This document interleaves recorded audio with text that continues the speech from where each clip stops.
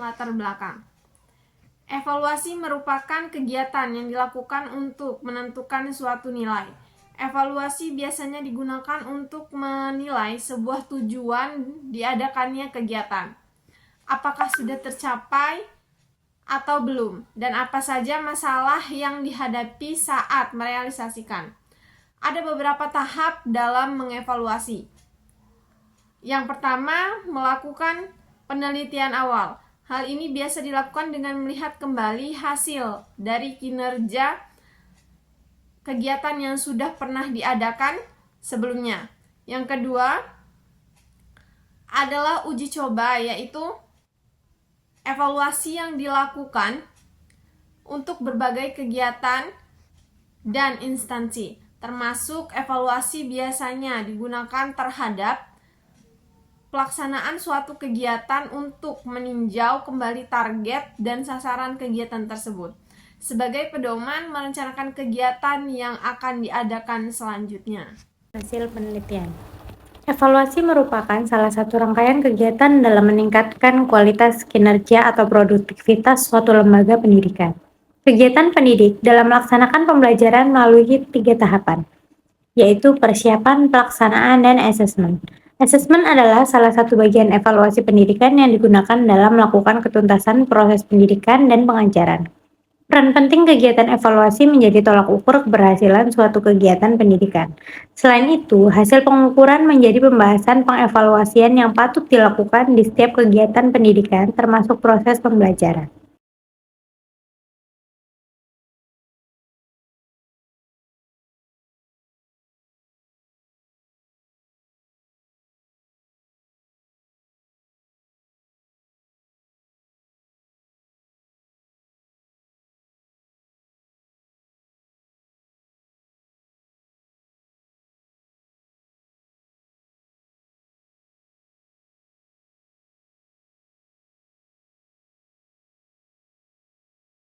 Hasil penelitian. A. Evaluasi dalam perspektif pedagogi. Penelitian Abdillah 2015 menunjukkan bahwa kompetensi profesional dan kompetensi pedagogik memiliki pengaruh positif signifikan terhadap kualitas evaluasi pembelajaran guru pendidikan agama Islam. Selanjutnya, Damanik 2019 menyimpulkan bahwa berdasarkan uji signifikasi multivariat analisis korelasi kanonis, kompetensi pedagogik, dan kompetensi profesional berhubungan dengan tingkat penguasaan reaksi pembelajaran, perilaku, dan hasil secara bersama-sama. Hasil penelitian tersebut menunjukkan bahwa semakin tinggi penguasaan kompetensi pedagogik dan kompetensi profesional oleh guru, maka semakin tinggi pula reaksi pembelajaran, perilaku, dan hasil yang dicapai.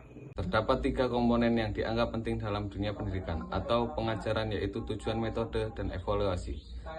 Tahapan terpenting dalam proses pembelajaran adalah evaluasi. Manfaat dari evaluasi adalah untuk mengetahui pencapaian tujuan pembelajaran, dan sebaiknya tujuan pembelajaran merupakan acuan dalam melaksanakan evaluasi. Mariyati 2018.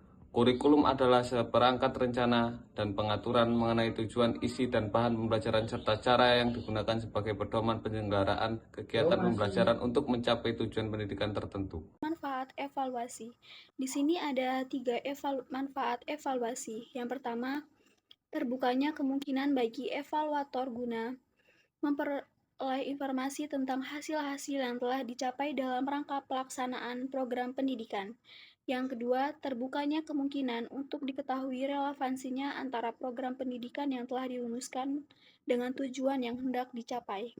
Dan yang ketiga, terbukanya kemungkinan untuk dapat dilakukan usaha perbaikan, penyesuaian, dan penyempurnaan program pendidikan yang dipandang lebih berdaya guna dan berhasil guna, sehingga tujuan yang dicita-citakan akan dapat dicapai dengan hasil yang sebaik-baiknya.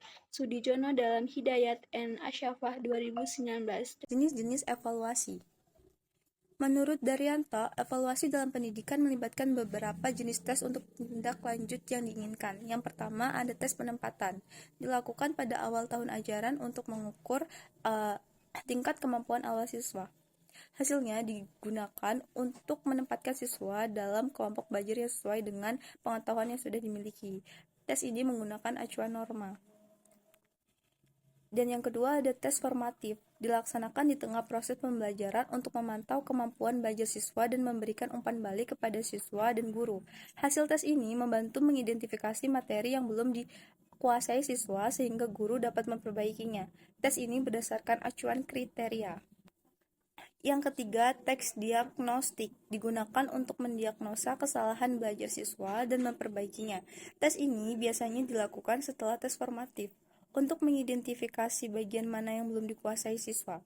Tes ini terdiri dari soal-soal yang dengan tingkat rendah untuk mendeteksi masalah. Dan yang terakhir ada tes sumatif, dilaksanakan pada akhir tahun ajaran untuk memberikan nilai akhir yang menentukan kelulusan atau pemberian sertifikat bagi siswa yang telah menyelesaikan pelajaran dengan baik. Tes ini mencakup seluruh materi yang telah diajarkan sepanjang tahun. Analisis. Berdasarkan hasil analisis, wawancara, dan observasi di SDN 1 Pringsewu Selatan, dapat diambil bahwa perkembangan religius dan manajemen pendidikan peserta didik di sekolah tersebut cukup terlihat dan banyak perkembangan yang kami dapatkan. Dari instrumen penelitian yang kami gunakan cukup menggambarkan perkembangan tersebut. Siswa menerapkan ajaran dasar agama dan manajemen pendidikan dengan baik di sekolah.